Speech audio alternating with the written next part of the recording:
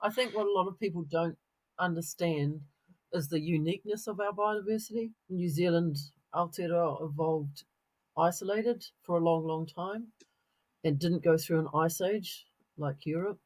And so a lot of our species are really ancient and they're not found anywhere else. And it means that they're just so vulnerable to what we've introduced. Basically, we've just brought all these mammals and predators in that just weren't here. So New Zealand was a land of birds, of reptiles, and of invertebrates. There were no land mammals apart from bats. And that is nowhere else in the world is like that. It's really unique. So all our species are really unique. Most of our, I think like 80% of our species in New Zealand of flora and fauna are endemic. They're not found anywhere else. So surely that means we want to hold on to them. They're more precious because they are endemic, and I do feel like we have a responsibility for the planet to hold on to that biodiversity. It's not just for New Zealand; it's actually for the whole planet that biodiversity doesn't get lost.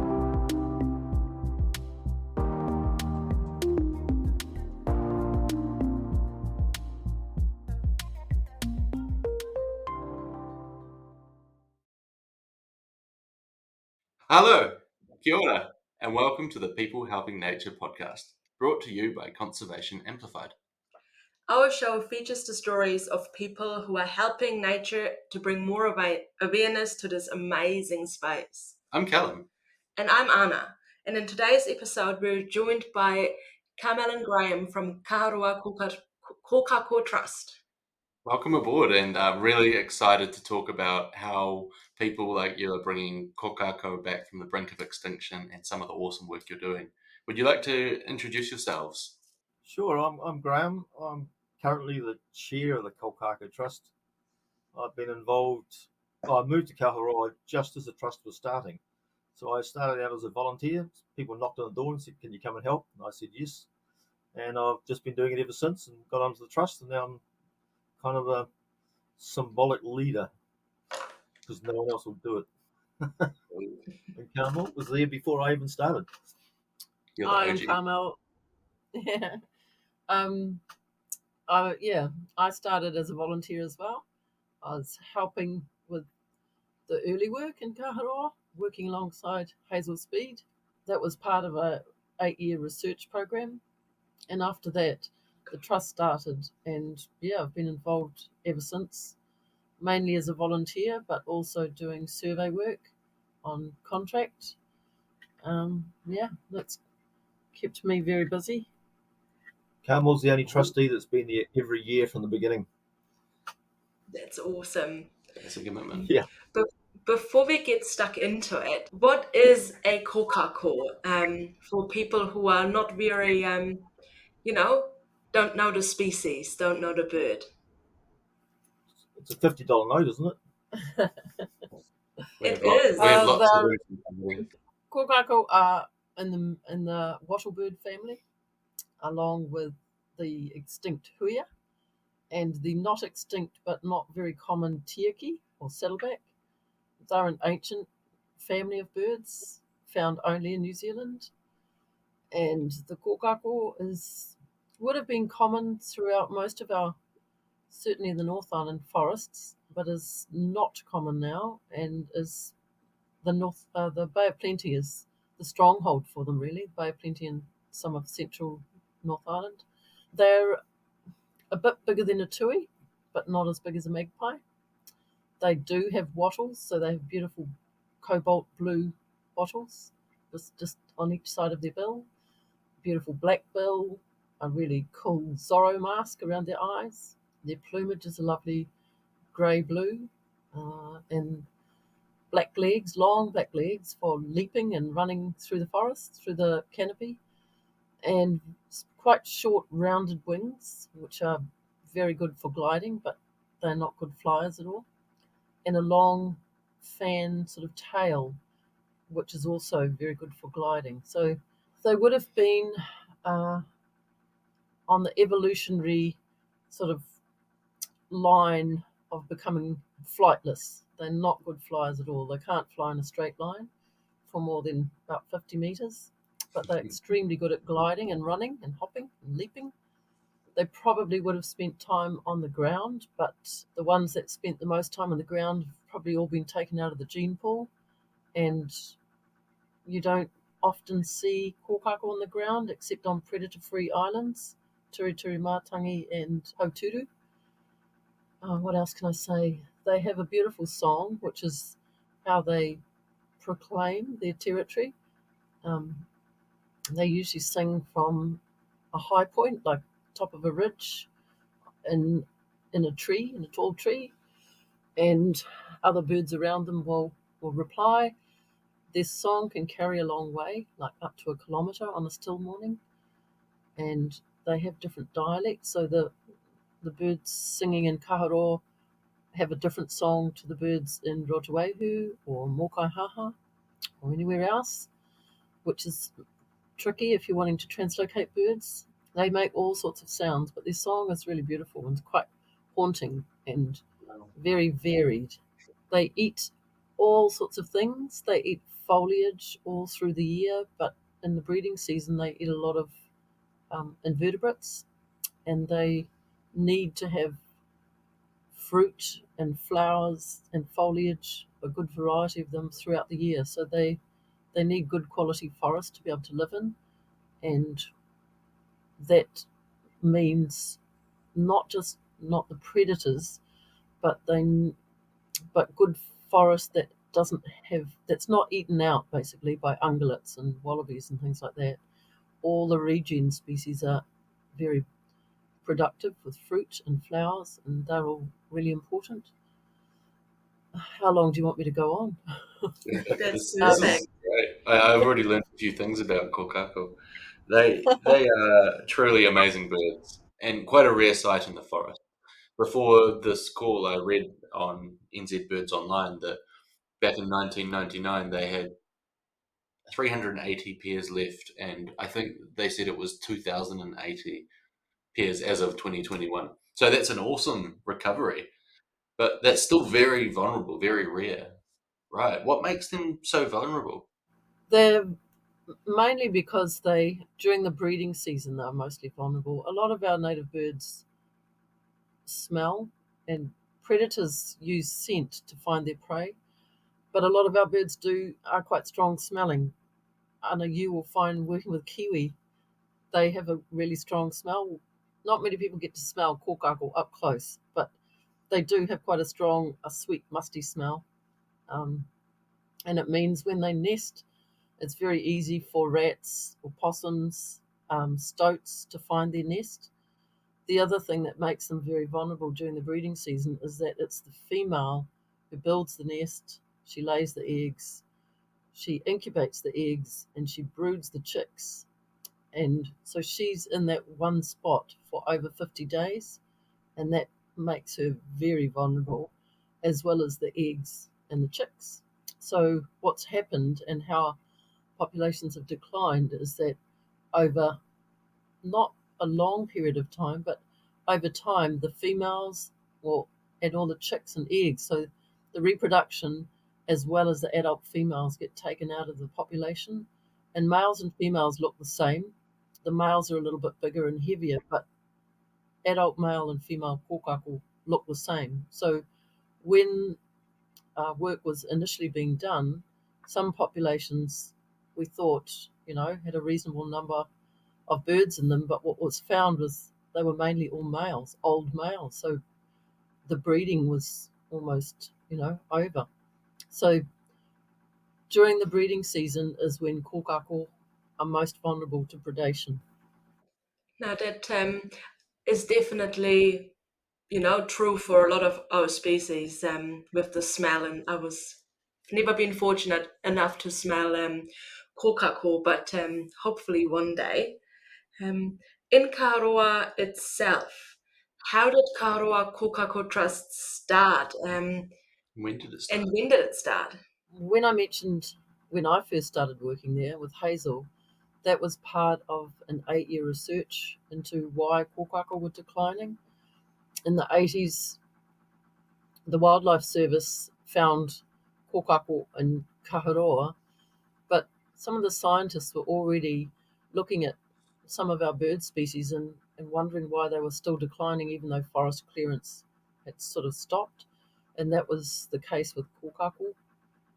So I don't know how they funded it, but an 8-year research program was started, and Kaharoa was one of 3 forests that the research was done in, and it was 4 years of pest control and 4 years without. Kaharoa was one forest, Rotoehu was another, and Mapara in the King Country was the other. And Mapara was used as the control, with pest control throughout the whole time, but that was the forest that had mainly male birds. So even though they were getting really good pest control, they weren't breeding, and it wasn't until they did DNA testing that they found out that it was actually wasn't anything to do with the pest control. It was the fact that they were all old males. I think there was only 3 females in the whole population. So that was a different learning. But in Kaharoa and Rotoehu, we had 4 years of pest control. Well, it was actually 3, but 4 years of pest control and then 4 years without. And Hazel and I were monitoring kōkako throughout that whole 8 years. And we were measuring them by doing an adult census in the spring, so a census of the adult population. And then in the summer, late summer, we'd do a juvenile survey, which meant we went around all the pairs that we'd found in the census and looked for chicks that they may have produced, because the chicks stay with the adults for a while, sometimes a few months, sometimes not very long at all. In Kaharoa, the chicks tend to hang around with either with their parents or hang around with adults for months at a time. So I was involved with all that, and at the end of that study, basically a recipe came out of it saying it was predators that were causing kōkako to continue to decline, the main ones being rats and possums, but since then we've also added stoats as the 3 main problems. And Kaharoa finished that program with no pest control, so 4 years of no pest control but monitoring, which was very hard to do, because during the pest control years, kōkako population in Kaharoa increased, and the chick production tripled. It was up in the late 80%. Yeah, successful fledging of chicks. But with no pest control, that just plummeted. And in the last 2 years, no kōkako pairs produced any chicks at all successfully. They all tried, but predators got them all, basically. So it was really obvious that pest control was crucial during the breeding season. However, at the end of that research, where Kaharoa had 4 years of no pest control, and the Department of Conservation had tried to get funding to start pest control again, but they didn't get any funding. So there was no assurance that pest control was going to start anytime soon. And so what years was this? You did the 8-year study in the 1980s, was it? Or? It was the late 80s through until 1997 was when it finished. And basically, I'd been asked to look for kōkako on a private property nearby, and we didn't find any. But I got questioned, and that was Peter Davey, and he was horrified that there was no money to start pest control again.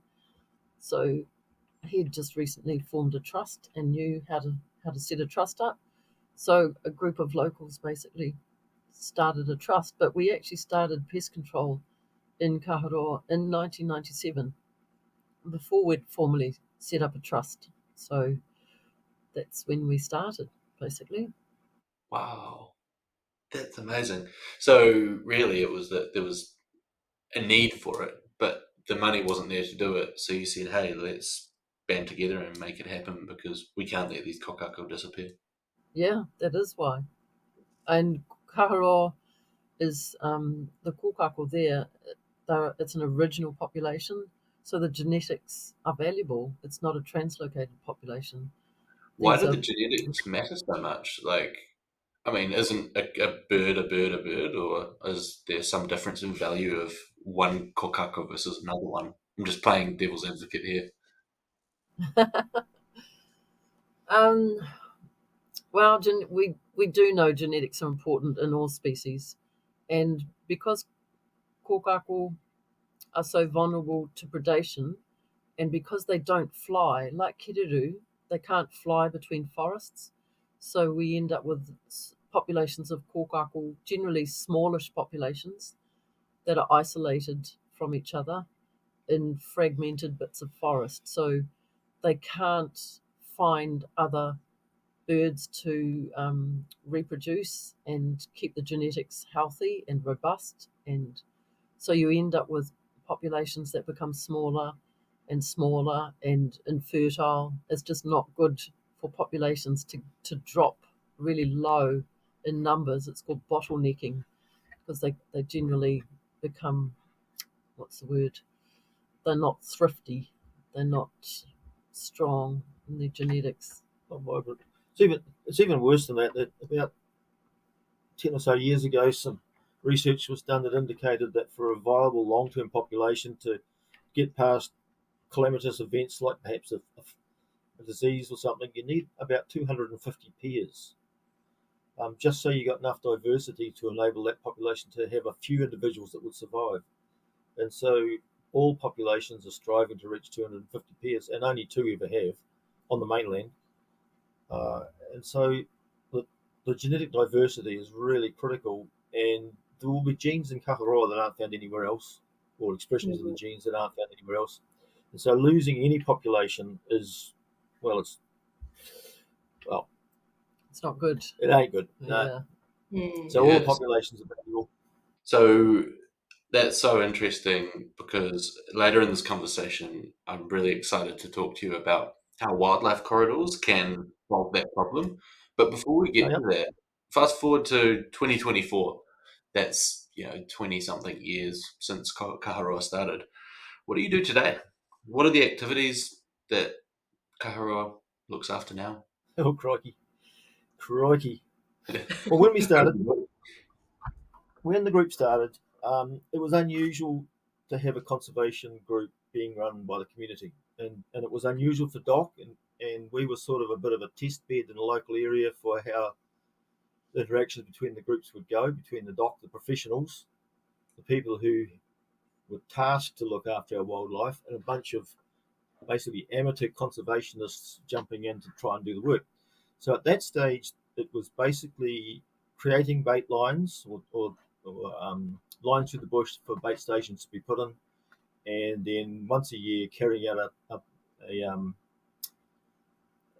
a pest control operation. But as we all know, successive governments, or all governments, have underfunded DOC.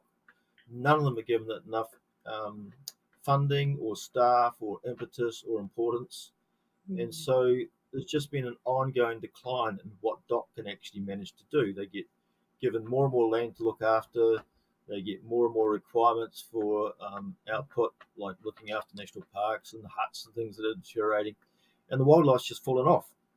And so from that early days, where DOC was a full partner, they would come and they would instruct people how to do things. They would turn up on work days to do some of the work. They would assist with monitoring, for example, rats or possums after the operation.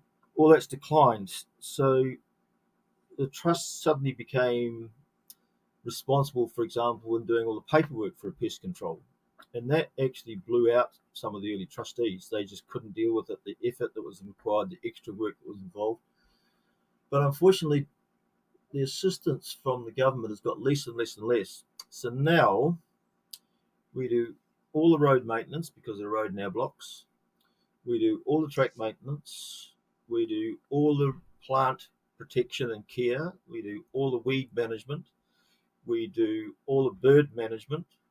We do all the monitoring required to ensure that our population and our environment up there in the forest is successful. So we have Pikapikatoroa, the long-tailed bat, so we do bat monitoring. We have kōkako, obviously, so we do kōkako monitoring. We do 5-minute bird count monitoring to make sure the other birds in the forest are doing well. We do insect monitoring. All of this is basically to ensure that what we're doing is successful. We've had years where we've done pest control and they've been basically disasters, and we know they're disasters because we measure it. But at the same time, they may not knock the rats back, but because we're doing this other monitoring, this other work, we can tell that we are actually improving the forest slowly. The most recent thing that we've really had to step up and take over from DOC is ungulate management. So pigs, goats, deer. The government just doesn't give local DOC enough money to manage those problematic animals within our resource. So we're now taking that over as well. We do all the iwi liaison. We have two lovely groups who we work with. There's Ngāti Rangawaiwahi and Tapawika. So we work with those people. So the whole combined thing, basically, we are the guardians of the forest. We do everything. So it's not just looking after kōkako. It's measuring everything, finding the money to fund everything, and then running the whole show. So we do everything. That's a huge amount of work, and I mean, if we weren't retired, I don't know what would happen if we were working. We wouldn't be able to do the work up there that we do. Over the years, we've had a declining assistance from the general community, and that is quite clearly due to the fact that there are so many really neat conservation things going on around the community now. When we started, we were the only one, and now those community groups everywhere are doing fantastic work. So that spreads the volunteer base.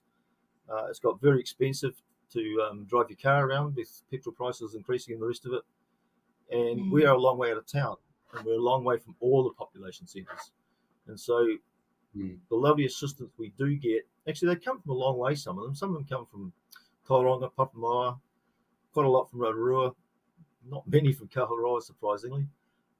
So we've just had a decline in the amount of people we've had. So we also have to start finding funding, unfortunately, for contractors to do a lot of work because we just can't do it all ourselves anymore. Yeah, so, I guess raises the importance of awareness, right? We're down in a place called Hamarana, which is one of the closest areas to Kaharoa, and we're still 25 minutes drive from where the work goes on. And that doesn't sound like much, but when you think you've got to add almost an hour round trip to your journey, it definitely means that some days that if it was just around the corner, you would go, that it's harder to. But I guess this breeds the question. You've seen the evolution of community conservation in the time since you started Kaharoa to now. What is the role of community in the conservation space? Oh, God, it's sad to say this, but it's basically taking over the job that DOC was meant to do. I don't know how to put it more politely than that. DOC have lost the ability to do the management of our wildlife. Yeah. They're certainly doing a lot of good. They're doing a lot of great work, but in the general average forest around New Zealand, it's not DOC that's looking after its community groups. They'll be doing the big stuff like the aerial 1080 drops in the South Island for saving birds and stuff down there, but in general, conservation groups are doing what we all thought was what DOC was produced for, what DOC was created for: wildlife conservation.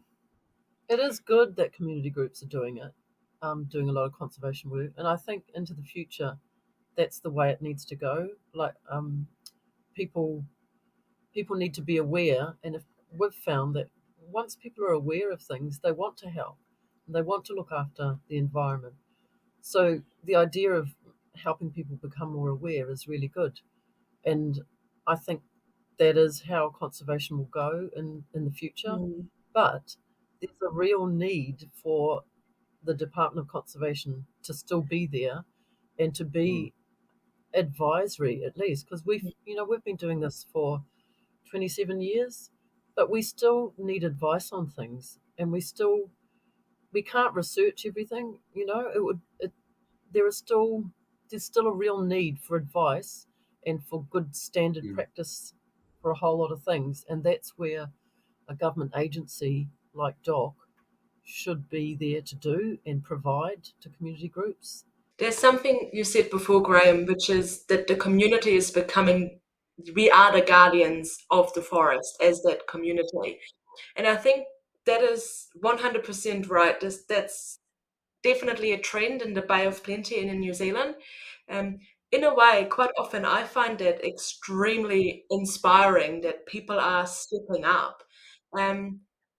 How can we inspire more people to do that? Because you do quite a lot of work with school kids, don't you, as the trust? Yeah, we do. and the school kids are fantastic. Some of these kids, I just can't believe how much they know. These 6 or 7 or 8-year-olds, but it's sort of 1 or 2 in a group, and I guess their parents have an interest in some way in the environment, and so they come along to see us, and they already know a lot of the stuff. But also there's an older group coming through, and you'll know a lot about this, Anna. In the Bay of Plenty, we're really lucky that we have this group called the Bay Conservation Alliance, and they've created, using Jobs for Nature funding, a training scheme for cadets in conservation. And this isn't sort of a desktop exercise or a sit in the classroom exercise. These people go out and learn how to do practical jobs in the environment, like freshwater monitoring, trapping, plant protection and plant recognition, all sorts of things that practical people in the environment need to know. And we're kind of inspired by this because we've been sitting around all these years thinking, what the hell's going to happen when we're too old to do this? There's nobody coming through the system. But these people are, and it's really revolutionised environmental work in the Bay of Plenty. They've been absolutely fantastic. That's so cool. Jobs for Nature has been transformational. I think another point you touched on before, that a lot of the Jobs for Nature funding has gone to establishing new conservation projects, is one that I've noticed a lot. Before doing the business I'm currently running, I was building a company that sold native plant extracts, and this is what resulted in the Reforestation Fund, which turned into Conservation Amplified. And one of the things we said was we want to fund conservation. And when we talked about reforestation, almost every single person that talked to me said, "Oh, so you want to plant new forest, you want to put trees in the ground."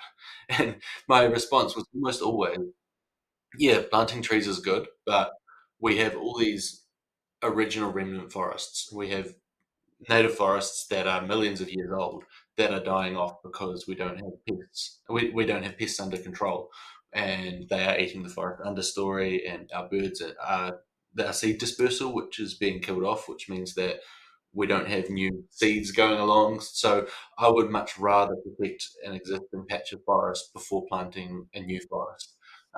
And just you talking about that really made me think I think there's a need for awareness that there's already cycles going on in our ngahere and our forest and our ecosystems, and protecting the existing cycles is much more important than creating new cycles on land where it's already broken down.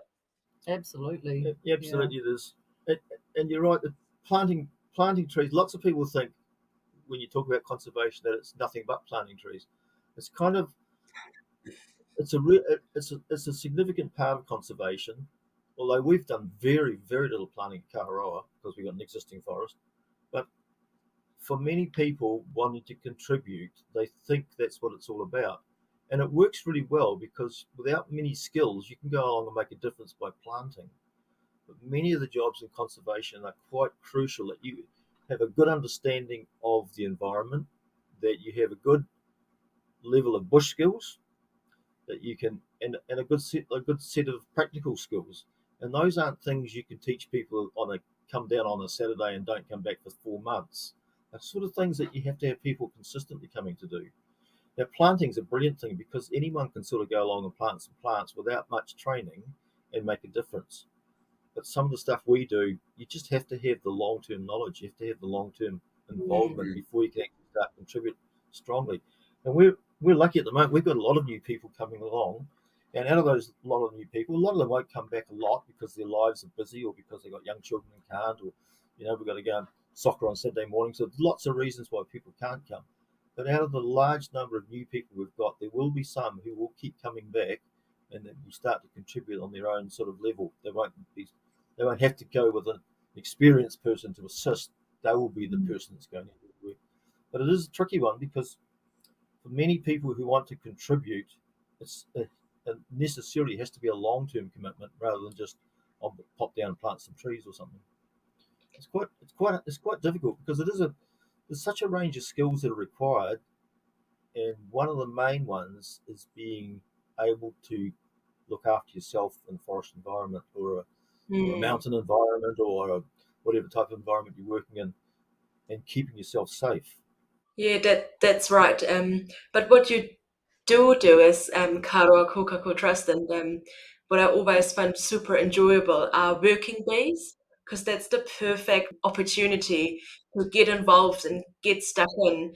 But quite often you get paired up with someone who knows the drill that can keep you safe while you're there, and that's an amazing learning opportunity, isn't it?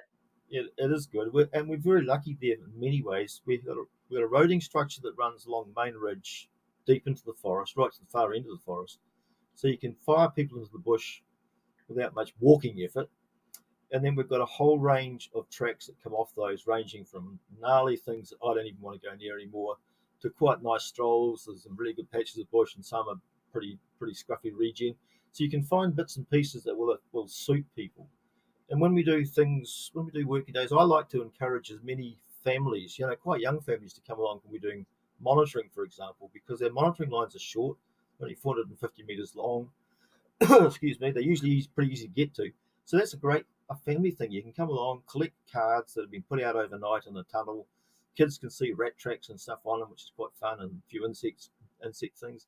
It just makes it a fun day for people. I really enjoy those days. Well, firstly, I love those days because I love getting the data. But secondly, I love the days because you get little kids coming out, you get young teenagers coming out, family groups and stuff. It's quite fun. You also get sausages and scones and biscuits and tea. It's great. I think about 2 hours in, I'm thinking, oh, I wonder what sausages we have today. Yeah. I think our barbecue got stolen. Yeah, we don't know where about it. We haven't had sausages for a while. Yeah, we don't know whether we've left it in someone's shit and they've forgotten about it, or whether it's got pinched when we used to leave it in the bush, or what happened to it. We might have to get a new one. Okay. So Now bringing it back to... Oh, sorry. Yeah. now that's amazing. The other thing I want to touch on, Kaharoa is really lucky because not only is there a lot of site-specific knowledge and you've got a good kōkako population, there is another forest called Ōtānewanuku, who also have a kōkako population. And there's this amazing initiative wanting to connect those two forests for better kōkako, corridors, and hopefully in time better genetic diversity. And we've already learned they're not great flyers, so they really do need our help to have forests they can hop over to each other. Can you speak to that? Yeah, we can. So I said before, we need these 250 pairs of birds for a genetically viable or long-term safe population. So kōkako tend to need about 8 hectares of land, or good forest, should I say, to live in, because they need a diversity of vegetation types so they can live all year round, obviously, to find the food they need. So they need about 8 hectares each. So we're talking 250 pairs, 8 hectares a pair, 2,000 hectares. Kaharoa, we're looking after every spot of land we can get at Kaharoa Public Conservation Land. It's only 950 hectares. So we will never achieve the goal that the National Kōkako Recovery Group has said we need to hit, these 250 pairs. And they actually have a set of options of how you might improve. And obviously one of them for us is the one we have to take, which is to expand outside the core area, outside in our case, the managed area, which is public conservation land. So I think that was about 2015 they came up with that. And Carmel got onto that, but I'll let her tell the story. She sort of pushed it and made this thing start to happen. Well, for a number of years after we were informed that that's sort of what we needed to do, we didn't do anything because we just thought, oh my goodness, how are we going to get people on board to do pest control using toxins? And, because that's what we rely on. We rely on toxins. We do trapping, but using toxins is a big part of it. And we didn't think a lot of landowners would like the idea of having to put toxin out. So we just left it. But whenever I had the opportunity, I'd mention it. I'd bring it up. You just put it out there. Just put it out there. And it was actually at a Ōtānewanuku Kiwi Trust AGM. I mentioned it, and he was on the regional council, I think. One of the guys asked if kōkako would travel through pine trees, and I said yes, they would. They wouldn't necessarily live in them because they wouldn't necessarily be able to find enough food, but they'd certainly use them to travel through.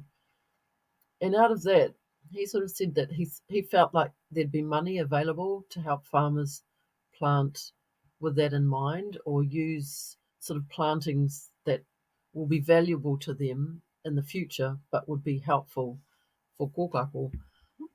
So I thought, oh, someone's saying there's money available. So I went to our local doc and spoke to some of the people there, and it just started happening from there. So about 2017, we actually had a core group of entities. So it was Kaharoa Kōkako Trust, there was DOC, the Regional Council, and then QE2, and Ngā Whenua Rāhui. Ngā Whenua Rāhui, and it's just got bigger since then. We've got lots of landowners involved now. We call ourselves KEEP, which is Kōkako Ecosystem Expansion Program. And the whole idea of it is to try and connect up Kaharoa and Ōtānewanuku, which are, the forests are only about 8 kilometres as the crow flies. They're not very far apart.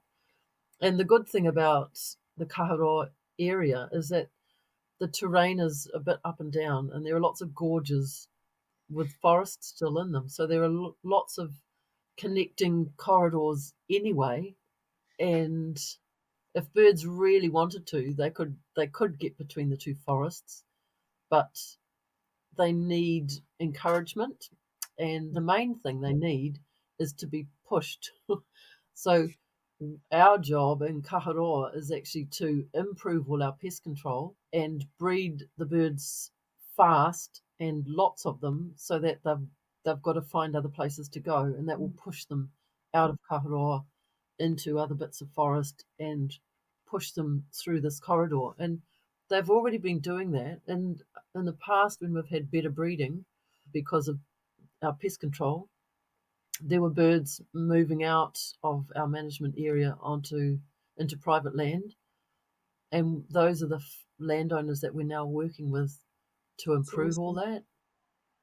Yeah. So, and there's a Paraiti catchment care group. Catchment care groups seem to be a really good way to go now, because what is a catchment care group? A catchment care group are landowners that live in a water catchment, basically. The Paraiti catchment care group are, the core group are all farmers, but they do different sort of farming. It's a tight little community, and they've got a school sort of right in the middle of it, Tiranga School. But they recognise that the Paraiti River is it's a good river, it's mostly clean, and they want to keep it that way. And so they're getting all sorts of advice and learning heaps, and part of what they want also is they want kōkako back.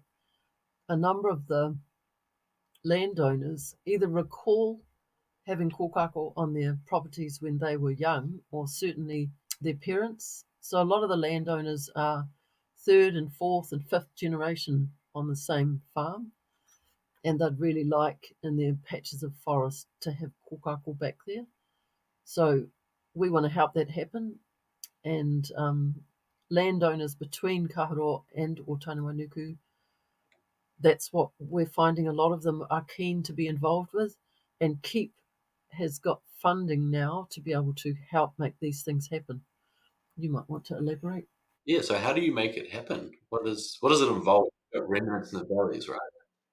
We've had some unbelievable support along the way of KEEP. The first thing that happened is that a American forestry company, private forestry company called Port Blakely, wanted to buy a couple of forests that are on our boundaries.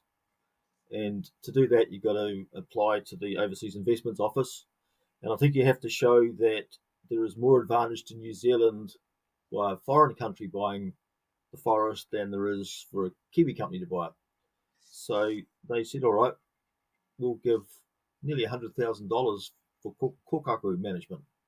And they came to us and said, oh, we're buying these forests, we've got all this money, we don't know what to do with it because we don't know how to do kōkako management. We can just give it to you if you like. Sounds like $100,000 in your pocket suddenly without any expectation. And we said, no, we'd rather work with you on a program together to try and work out how we can make this happen. Well, what's Nice. come out of that is they've on our borders, 2 places, we've got a total of about an extra 180 hectares, I think, that they've put bait stations into, protecting the area. So immediately that's advanced our area. And then we were kind of considering, well, how do we go to farmers and tell them we want you to plant trees, to infill a corridor and put land aside that you've probably got productive land that that we can't go and tell them how to do it. We were sort of knowing how would we extend our this sort of idea onto the farms that we didn't even know the people. And boom, out of the blue, they came to us as a Kaharoa Kōkako Trust and said, we're starting this care group. Can you come and give us advice on pest control and stuff? We want to get kōkako back. It was just like a magic moment. We went from how do we go and approach these people and talk them into doing this work, and they came to us and said, we're going to do this work. Come and help us make it happen. And they've been absolutely tremendous. They've fenced huge areas of forest. They've planted corridor intersections. They've on the advocacy side, they with the local school over there, they've got a forest classroom that Carmel and her daughter have been teaching the kids over there about the forest and the plants and the birds and the wonders of nature, I guess. The third thing that's happened is this wonderful iwi Tapaweka, who are based sort of around Te Puke area, have put a number of people through the Bay Conservation Alliance course that we talked about earlier. They've got a really good team of forest practitioners, young people who are keen and eager, and they've taken a big chunk of their own land and they've begun a project. I think it's up to 700 hectares or something they got bait stations into. So this year they're doing protection in that with their first operation. So this thing is just taking off. We've had other entities come along and say, well, we want to get involved, we want to help out. We've got support from, actually it's Te Puke Forest and Bird who are the representatives of Forest and Bird on our group. And that's because they were the ones who advocated in the early days for the government to do something about kōkako at both Rotorua and Kaharoa. So it kind of seems nice that they're the ones that are involved with keep. We've got the Western Bay of Plenty District Council on board helping us out with stuff. It's just skyrocketing. Everybody sort of wants to be part of this because it's such a big thing. It's the first time it's been done in New Zealand at this sort of scale. We've got good support from plant providers. We've got good support from funding providers. We've got a lot of very good skills within the group coming from these different groups. From the Bay of Plenty Regional Council or from DOC. We've got some really good support. And so the thing is just really taking off. So areas being planted, forests being protected, trying to improve the knowledge and the ability for these people to put in pest control.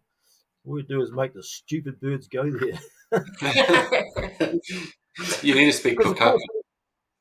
We don't know which way they're going to go. They could go the opposite way. They could go south for all we know rather than north, or they could go west. But it doesn't really matter. So long as they're going into viable forest and we can get protection of that forest area, we'll be fine with it. It's just giving them more area to expand into.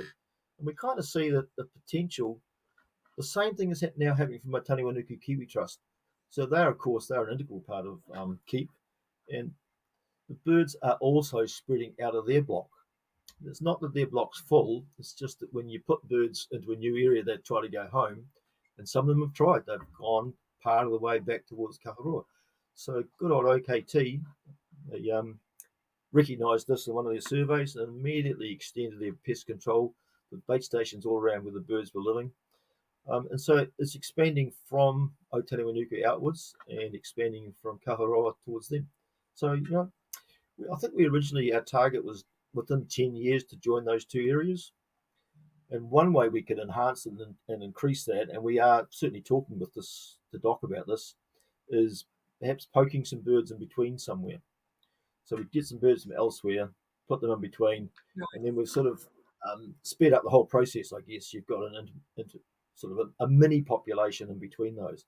And that would be a really nice way of improving genetics in the area. Because we take birds from elsewhere and bring them in, we get a new boost in genetics, but also a way to speed up this whole process. But we kind of don't. I'll be dead before this happens. But the whole process, the whole intention is that this isn't just Kaharoa to Otani Wanuku. It started with Kaharoa because we didn't have enough area, but the intention is, and the potential is there, that we could join all the populations in the Bay of Plenty. It'll take time. It might take 50 years or 60 years or 100 years, but it's there. It's possible, and we can do it. So this is just the beginning of that whole enormous long process. It's cool. That's awesome. Yeah, that's amazing. And every other animal and bird will benefit from it. The Paraiti folk, because they're interested in what was in the area, it's not just freshwater and kōkako. They put AR4 acoustic monitors around all their farms. Every single one of them had bats. Every single one of them had long-tailed bats. It's just another thing that excites them and encourages them and want them to improve. And if we protect those blocks, the bat numbers will increase. That's so great. I mean, you protect the most vulnerable bird, and it gives the habitat and the foundation that other species need. I think it sounds like when you make a community group, it's individuals coming together for a common good. And it sounds like in many ways, the way that Keep's evolved has been organisations or groups of individuals coming together, having Port Blakely, the forestry, the councils, iwi, catchment groups and community groups all aligning and uniting. So it's almost like a community, but on a larger scale. And it's funny, I think about wildlife corridors in terms of you plant some trees and you do your work, and it's quite mechanical, stuff happening on the ground. But every person we talk to on this podcast, it seems to continually come back to there's actually people, humans, and relationships that are driving this change. And it's so fascinating to hear just how you're drawn to it, drawn to this common goal, and that what you see as far as the corridors go is underpinned by the human relationship. Oh, it's so important. We do a lot of networking, and we constantly come away thinking what lovely people. It's very unusual to find a greenie who's not a really nice person. And you go to these groups and you network with people. You're always learning stuff between the groups. All have generally got the same long-term plan of, saving the forest or saving a species or saving a wetland or whatever it happens to be. So they've all got generally the same philosophy in life that, money's perhaps not the only thing you're interested in. It's actually the environment, your surroundings, other people. And, it's a lovely community to be in. And I think that's part of it. Everyone's got a common goal. We all know that we've stuffed the planet, and we can do our little bit to try and help it. And so I guess we're just a little community within the whole general community of people with like mind. Yeah, look, I think it's inspiring how that little bird, the kōkako, inspired you guys to protect it when no one else, when there wasn't money for the officials to do it. And now it's inspiring the wider community to work together to become guardians, for the forest all together, for the habitat. And the knock-on effect is it's going to be immense, such a large area. Everything else has space to thrive as well. And to me, that's inspiring. It's incredibly cool. Yeah. We it's been, well, it's awesome for us. I mean, we thought we had our little project, and now it's all over the place. There's all sorts of other involvement. Kiwi people, there's Hoxtie, there's frog people, there's all sorts of different people with different interests and expectations and care, all coming together really to make one giant massive forest for everybody to use, and everybody to enjoy. That's so cool. So it's private forest, it's public available forest, it's all sorts of stuff that's being involved here. A mosaic of different types. Yeah, it is. Yeah. I was just going to say that we also find as we're travelling that, and these are unheralded sort of people as well, we keep coming across these rich buggers, and they're doing unbelievable conservation work just quietly without any fanfare or knowledge from other people or outside influence, doing amazing things in big tracts of forest that are privately owned, or big tracts of environment that are privately owned. They don't get any they don't ask for kudos, they don't ask for a pat on the back, they just think it's the right thing to do. And it's not just little, like we don't own any forest or anything, we're just playing around on public conservation land, but there are a lot of individuals in New Zealand making a big difference because they got money and they got land, and they are working on it. Everyone's working on the same goal, except the bloody politicians. Yeah. It's very true. Yeah. So let's say we manage to connect Utanewanuku to Kaharoa, and Kama said that there's a chance of connecting all of the Bay of Plenty populations. What are the future prospects for Kōkako? What does success look like? Oh, gee, that's tough. There's lots of populations of kōkako around the North Island, and they're not all doing well.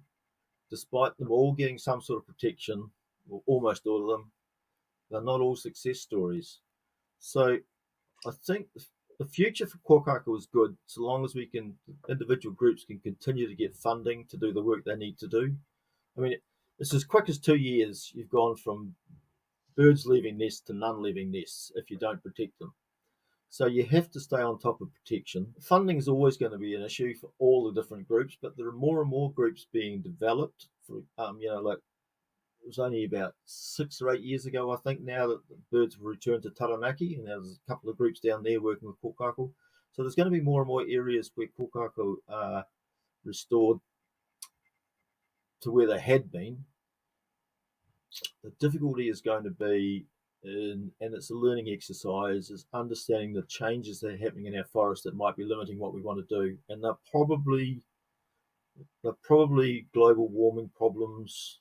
Some of them will be to do with we don't fully understand some of the interactions between the forest, the birds, and the predators. The things that we still haven't resolved yet. There are a few populations still in trouble, even though they're getting protection. And what we're also learning is ungulates have a huge part to play in this. And you can have really good pest control in your forest, but if you don't have a really diverse, healthy forest ecosystem, there's not enough food for them.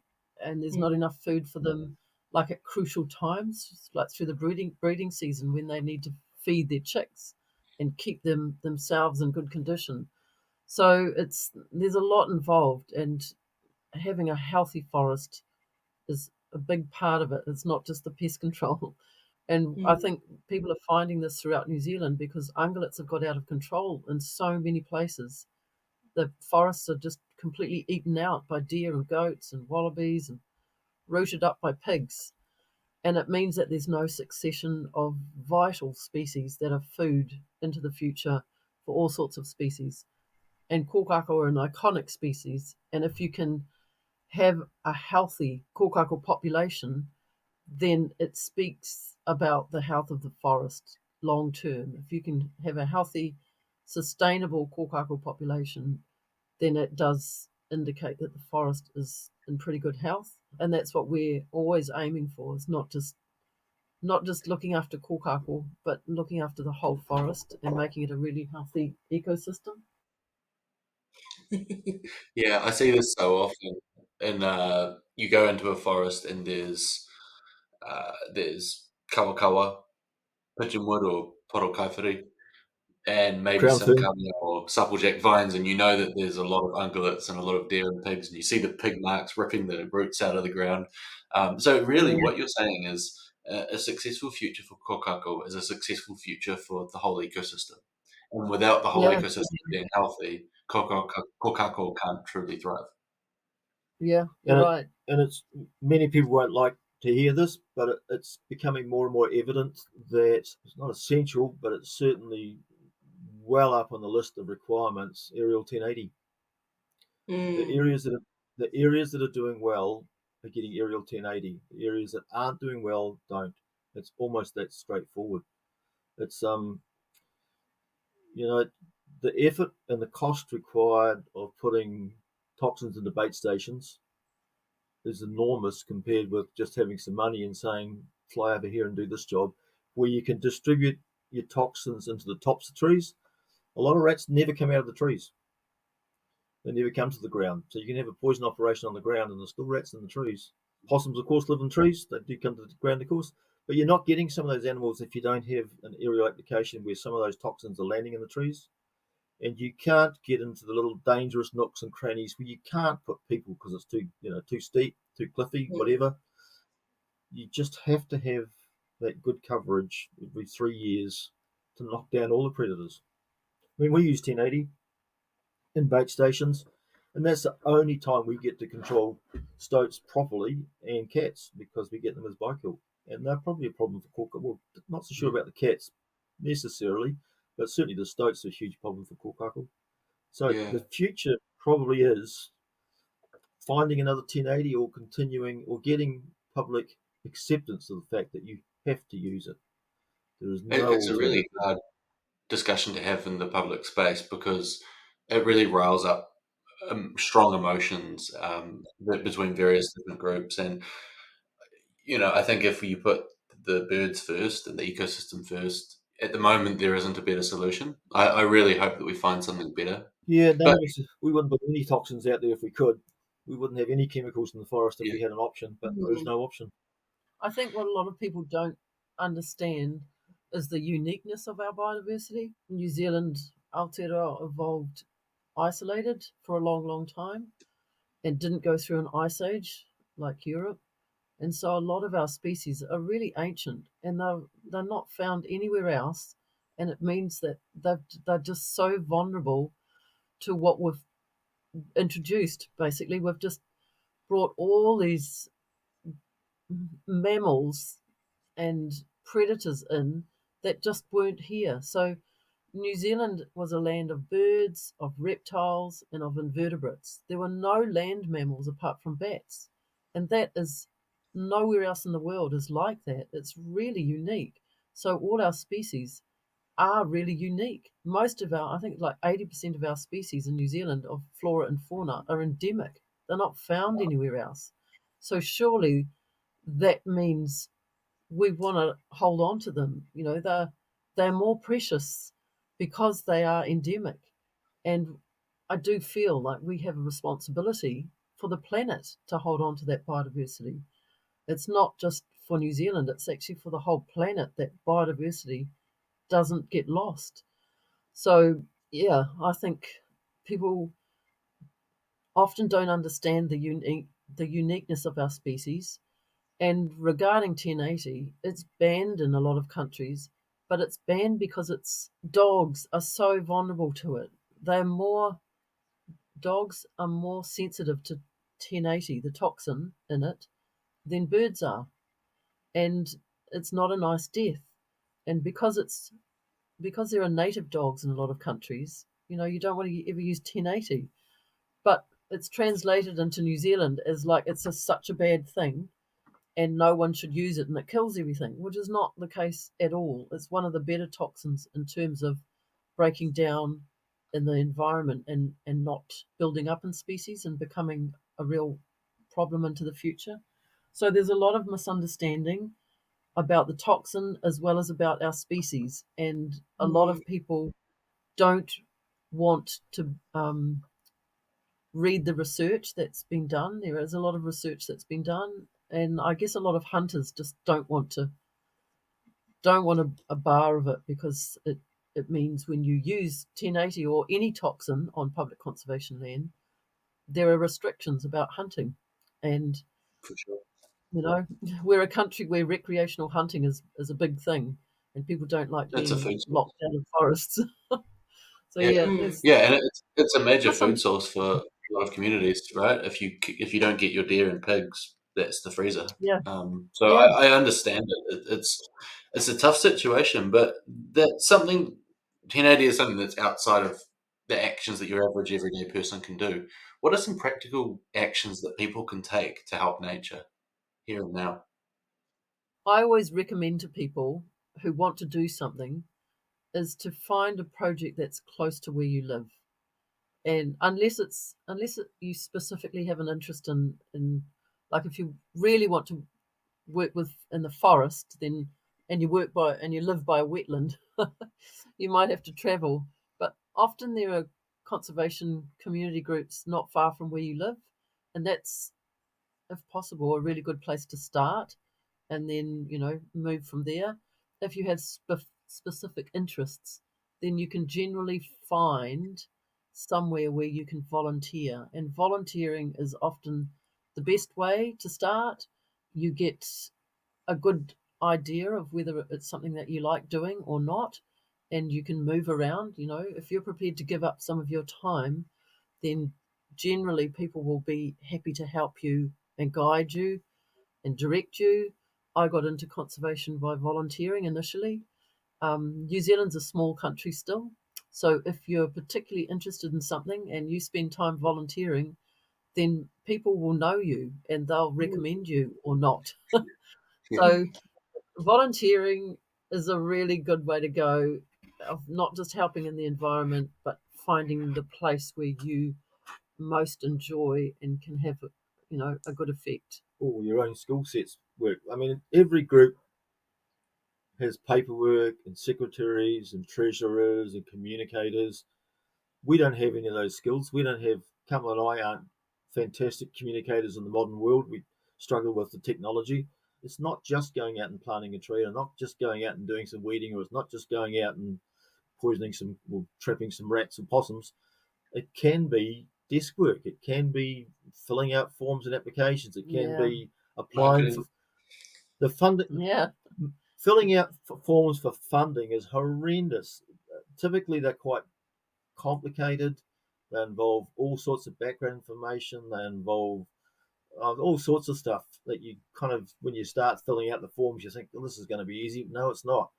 You need all sorts of people doing those things in conservation. So there's lots of ways that you can contribute, and they don't all have to be out in the field. Yeah. Play to your strengths. Educating. Yeah. Following your own strengths. Yeah. It could be educating. Teachers who learn enough about the environment to be able to go and teach kids on the weekends. Come out, or even joining groups like, I guess, Forest and Bird and places like that, where you join like-minded people. Tramping clubs, many of those people are heavily involved in understanding the conservation world. I think those are the things you just got to take the step and get involved. Look at what's close to you, as Carmel says. Think about your own skills. Find something you want to do. Get amongst. Awesome. Yeah, it's definitely merging what both of you said. To me, sometimes get in touch with your local group and see what they need, because quite often it's like Graeme said, it's not the answer that you think. It might be the treasurer role, and you might be the perfect fit, and without getting your feet dirty. Conservation is such a broad term, which brings me to the question: what does conservation mean to you? That's a tough question. We've got all the tough questions today, just for you. Yeah. I don't think I personally have thought about it too hard. Conservation to me means saving the environment, I think. Conserving the environment is how I'd simply put it for me. Yeah, I agree. It's looking after the environment. And you could look at it as a resource, but I actually feel like we share the planet with flora and fauna of all sorts. And because we have and can have such an impact on the environment and by the way we use it or exploit it or whatever we have and are able to, we need to ensure that it is healthy into the future. I think that it's our responsibility. So working in conservation is a way of looking after the environment to ensure that it's sustainable, that it can keep going, that we don't exploit it. And it benefits us as well, because we've got nothing if we haven't got a healthy environment, and because it includes all our resources as well. So it may seem selfish, but it's not. It's much bigger than that. I love that, and I couldn't agree more. Thanks so much. It's been a real pleasure. Yeah, thank you so much for joining us today and teaching us about kōkako. No worries. Thanks for the chance. Yeah, thank you. Absolute pleasure.